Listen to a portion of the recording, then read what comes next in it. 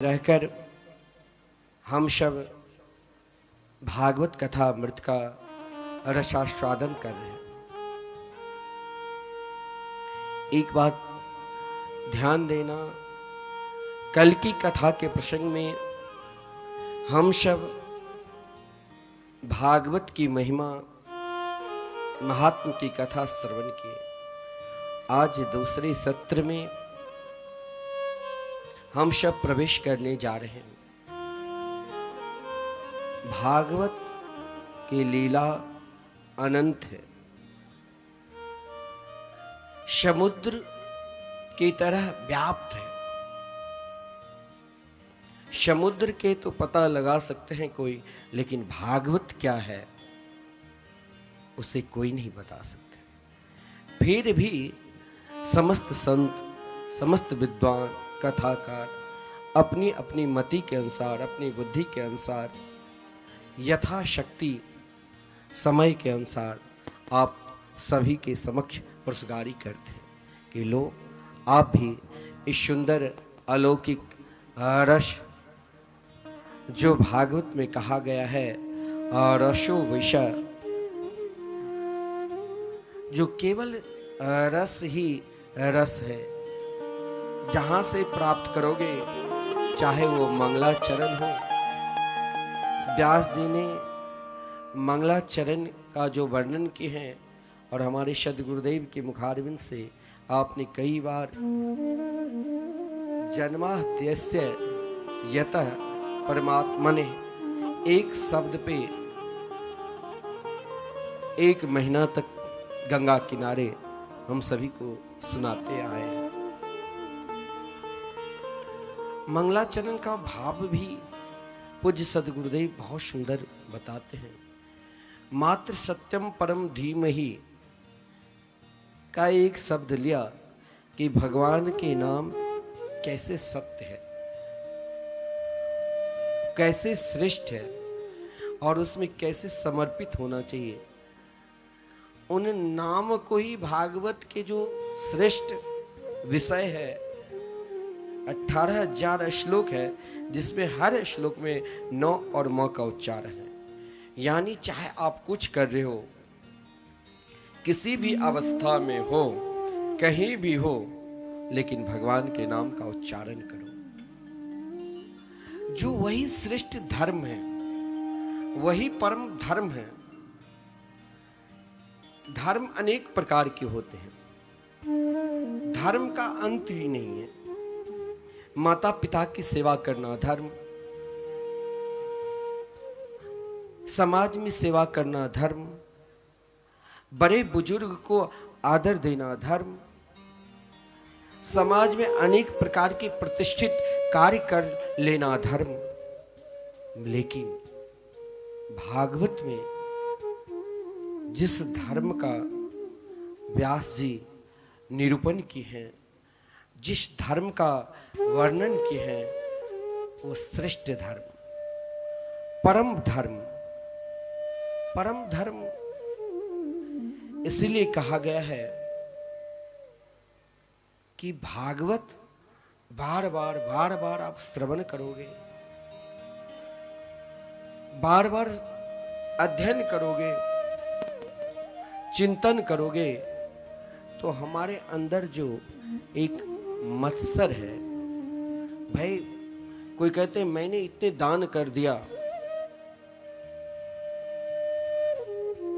मैंने लाखों दान किया, हमें सम्मान नहीं मिल रहा है, मैंने अभी तक समाज में बहुत बड़े बड़े काम किया, फिर भी मुझे लोग स्वीकार नहीं करते हैं। क्यों नहीं स्वीकार करते हैं? इसीलिए कि कहीं ना कहीं आपके अंदर अभिमान है। अभिमान को यदि त्याग करना है, अभिमान को यदि छोड़ना है, तो वो परम धर्म, जो परम धर्म आप सब कर रहे हो, परम धर्म यही है जो अपने हाथ में झोली माला लिया और महाराज चाहे हम किसी भी अवस्था में रहे, कहीं भी रहे, चाहे कुछ भी हो जाए, हम भगवान के नाम को नहीं छोड़ेंगे। यहाँ कोई संप्रदायवादी या कोई जातिवाद, हमारे गुरुदेव तो ऐसे हैं, उनके पास कहते सब आओ, कोई जाति नहीं, कोई धर्म नहीं, आओ, नाम लेने का अधिकार सब है। अरे भागवत में स्वयं कहा गया है, ओहो बता स्वपचतोपि गणियान। मैं तो यहां तक आह्वान करता हूं व्यासपीठ से। किसी ने हमसे कहा, कुछ लोग कहते हैं कि नहीं ये एक विशेष लोग करवा रहे। मैंने कहा ये गलत बात। एक बात ध्यान देना, जब यहाँ पर अन्न क्षेत्र चलते हैं, अपने यहाँ लोग भोजन करते भंडारा, तो किसी से पूछा जाता है कि आप किस जाति को हो, किस धर्म को हो, आइए बैठिए, उनको आदर से खिलाया जाता है। भगवान के दर्शन करने के लिए जाते हो तो आपसे क्या पूछते हैं कोई किस धर्म के हो, किस जाति को? ये तो हम लोग आपस में बांट रहे हैं, लेकिन भागवत कभी बांटना नहीं सिखा है। भागवत हम सभी को जोड़ना सिखाते हैं। एक दूसरे को जोड़ो, आवाहन करो, सामने वाले से कहो, यदि उसके अंदर अज्ञानता है तो उसे आप जगाओ, बार बार जगाओ। भागवत में लिखा है मंगलाचरण में, मोह रहो रस का भुवि भाव का। बार बार बार बार बार बार, जितने जब तक जिंदा हो तब तक पीते रहो भागवत। उसे जगाओ, क्योंकि आप जिस धर्म की ओर आ रहे हैं, इस धर्म में कभी मत्सर हो ही नहीं सकता। क्योंकि मंगलाचरण में ही कहा गया है, निर्मत सराणाम शता, मत्सर रहे। मत्सर तो उनके अंदर उत्पन्न हो सकता है जिसके अंदर अभिमान है। अभिमान तब तक है जो भगवान के नाम नहीं जाप करते हैं। अभिमान सज्जनों उनके अंदर ही उत्पन्न हो सकता है। इसीलिए भागवत तो यही कहा है, प्रारंभ में ही मंगलाचरण में ही कह दिया है, और अंत में ही प्रारंभ में जन्माद्यस्य, यानी भगवान के संपूर्ण नाम अवतारों की वर्णन है। गायत्री मंत्र का भी देखा जाए तो वो भी वर्णन है, और भगवान के नाम ही सत्य है, यह वर्णन है। और जब हम उस नाम पर पूर्ण रूप से विश्वास करेंगे तो मेरे अंदर कभी मत्सर आएगा ही। क्योंकि ये जो मत्सर है ना, कि दूसरों को देखकर, दूसरों की उन्नति को देखकर यदि मेरे अंदर मत्सर आ जाए तो जान लेना कि अभी तक मैंने जो भी कुछ किया है, लगता है मैंने कुछ किया ही नहीं, क्योंकि मेरे अंदर अभी मत्सर है। इस मत्सर को दूर करना महाराज हम कह दिए, आप सुन लिए। बड़े बड़े योगी यति सन्यासी के अंदर भी मत्सर उत्पन्न हो जाता है। अरे जब चांगदेव जिसने मृत्यु की 14 बार टाल दिए, उसके अंदर मत्सर, लेकिन एक छोटा सा बालक नामदेव जिसने महाराज बाल्यावस्था में ही ठाकुर जी की जब उपासना करने लग गए तो उनके दादाजी कहीं चले गए थे महाराज, कहा आप ही आराधना करना, पूजा करना और भोग लगाना। लेकिन नामदेव इतने नाम लेते थे, हर हमेशा हर पल नाम रस में डूब गए थे। वही नाम लेते हुए जब अपने ठाकुर जी को भोजन कराए तो ठाकुर जी ने सोचा कि खाऊं कि नहीं खाऊं, लेकिन उनके नाम प्रेमी देखकर खाने लग गए। और वही बालक जब उनके दादा ने कहा कि भोग लगा दिए, बोले केवल भोग ही नहीं, साक्षात मेरे प्रभु मेरे साथ खाए। आश्चर्य लगा, लेकिन दिखा दिया। बहुत बड़े तप कर लो, योग कर लो, ध्यान कर लो। भागवत में कहा गया है, यत् फलम नास्ति तपसा न योगेन समाधिना तत्फलम लभते सम्यक कलो केशव कीर्तना। योग, ध्यान, समाधि अनेक प्रकार के आप कर लो, यदि आप भगवान के नाम से दूर है तो सब व्यर्थ है। इसीलिए नाम लेना प्रारंभ कर दो, और यदि नाम लेना प्रारंभ कर दिया तो भागवत के मंगलाचरण में एक और विलक्षण भाव है कि भागवत एक कल्प वृक्ष है। भगवान के नाम एक कल्प वृक्ष है। आप नाम लेना प्रारंभ कर दो, वहां किसी प्रकार की महाराज जरूरत नहीं है कि भगवान जो काम आप सोचोगे भी नहीं वो भी वो प्रदान कर देंगे, क्योंकि धर्मार्थ काम मोक्षाख्याम या इच्छित श्रेय आत्मना एक मेवा हरिस्तत्र कारणम पाद सेवनम। जिस झोली माला को लेकर आप भगवान के भजन करते हैं सज्जनों, वहां पर सब कुछ है, धर्म अर्थ काम मोक्ष, जो चाहिए चारों पुरुषार्थ आपके आगे पीछे चलेंगे। लेकिन उस परम धर्म को आप अपना लीजिए। जैसे हम सब बैठकर कथा सुन रहे हैं, कुछ लोगों ने हमसे कहा कि महाराज श्री मैं तो यहाँ पर उपस्थित नहीं हुए, लेकिन मैं टीवी के माध्यम से सुन लेता हूं। मैंने कहा बहुत अच्छा।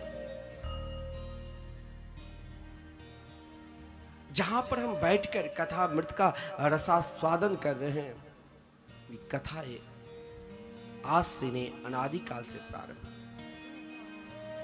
लेकिन व्यक्ति को जिज्ञासा रखनी चाहिए। भागवत में जिज्ञासा है। भागवत में एक अधिकारी वक्ता और अधिकारी श्रोता की वर्णन है, तो उसमें भी जिज्ञासा है। बिना जिज्ञासा से महाराज कहीं आपकी इच्छा है कि कुछ विषय पर मैं प्रश्न करूं, परंतु मेरे अंदर वो जिज्ञासा नहीं है, लेकिन महापुरुषों के अंदर जिज्ञासा होती थी। नैमिषारण्य क्षेत्र में सूत जी विराजमान है, बड़े बड़े ऋषि मुनि सबके सब एकत्रित है, लेकिन वो भी जिज्ञासा लेकर। देखिए संत महापुरुष सब कुछ जानते हैं, भगवान के चरित्र कैसे हैं, तो भी जानते हुए भी भगवान के चरित्र सुनने के लिए किसी महात्मा के पास, किसी वक्ता के पास, उनके चरणारविंद में बैठकर भगवान के विषय में ही, दुनिया की चर्चा छोड़कर भगवान के विषय में ही प्रश्न कर ले। ऐसे संतों की महिमा है। तो सनकादिक भी यही प्रश्न किए, त्वया खलु पुराणानि सेतिहासानि चानिघ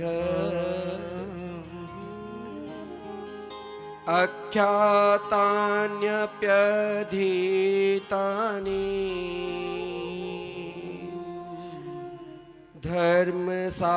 धर्मशास्त्राणि आन्युते।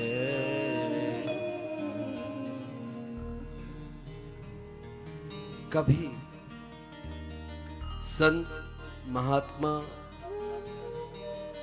विद्वान साधक महापुरुष के पास जाओ तो वहां बड़ेपन लेकर मत जाओ, वहां अपने आप को दीन हो जाओ, छोटा बन जाओ। यदि मेरे अंदर बड़ेपन रहेगा तो मुझे लगेगा अपने अंदर, महाराज इससे अधिक तो मैं खुद जानता हूं, तो मैं इससे क्या पूछूं। लेकिन भागवत यही दिखाया है। शौनकादिक ऋषि जैसे वहां बड़े बड़े महात्मा मुनि थे, फिर भी सूत जी के पास जिज्ञासा लेकर। आजकल महाराज समाज धर्म से अलग हो रहे हैं।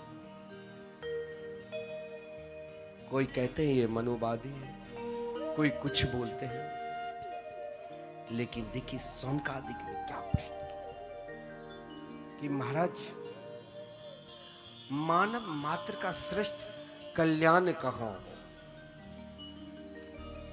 कहां जाए, किसके शरण में जाए, किसके शरण को स्वीकार करे जो मानवों का कल्याण हो। ऐसी कौन सी साधना करे, कौन सी उपासना करे, कौन से देवता की चिंतन करे जो हम सबके कल्याण। भगवान के अवतारों के विषय में, धर्म के विषय में अनेक प्रश्न किए। महाराज उनके प्रश्न को सुनकर सूत जी बहुत प्रसन्नता हुई। जब आप एक साधक बनकर किसी महापुरुष के पास बैठ जाओगे, किसी संत के पास बैठ जाओगे, आप बहुत बड़े साधक हैं, चाहे आप बहुत बड़े विद्वान हैं, यशस्वी हैं, लेकिन संत के पास बैठोगे ना तो बहुत कुछ देगा। क्या देगा? उनके पास जो सर्वश्रेष्ठ धन है, जिससे उनका जीवन बदल गया, वही पहले प्रदान कर देते। तो सूत जी ने कहा कि महाराज आपने बहुत श्रेष्ठ प्रश्न किया, लेकिन पहले नियम है मंगलाचरण के, भगवान का ध्यान किए, अपने गुरुदेव का ध्यान किए। फिर जब जवाब दिया तो बहुत विलक्षण। कभी कभी हम भी सोचते हैं कि महाराज हम रोज मंदिर सुबह प्रातः काल उठकर स्नान करते हैं, दर्शन करने के लिए जाते हैं और रोज पूजा पाठ करते हैं। जो मेरे द्वार पर आता है उसे मैं यथाशक्ति दान भी देता हूं। सब कुछ देने के बाद भी महाराज जो शांति, जो सुख मिलना चाहिए वो मुझे नहीं मिलता है। क्यों नहीं मिलता? मेरा मन भटकने लग जाता है। महाराज कोई कहते हैं कि महाराज किसी देवी को आराधना करो, कोई कहते हैं किसी देवता की आराधना करो। मन भी करता है भाई, साल में न जाने अनेक प्रकार के त्योहार, अनेक प्रकार के उत्सव होता है। उन त्योहार में बहुत सावधानी के साथ हम कभी सोमवार, कभी मंगलवार, कभी बुधवार, कभी वीरवार, कभी शुक्रवार, शनिवार, रविवार व्रत रख रख कर हम थक जाते हैं। फिर भी महाराज जो सुख, जो शांति मिलना चाहिए वो नहीं मिल पाती। क्यों नहीं? क्योंकि एक मानव का कल्याण का इस कलयुग में एक ही साधन है, एक ही मार्ग है, और वही मार्ग श्रेष्ठ धर्म है। क्योंकि भगवान ने गीता में भी वर्णन किया, कल्याण का एक ही स्वरूप कहा गया है, और वही भागवत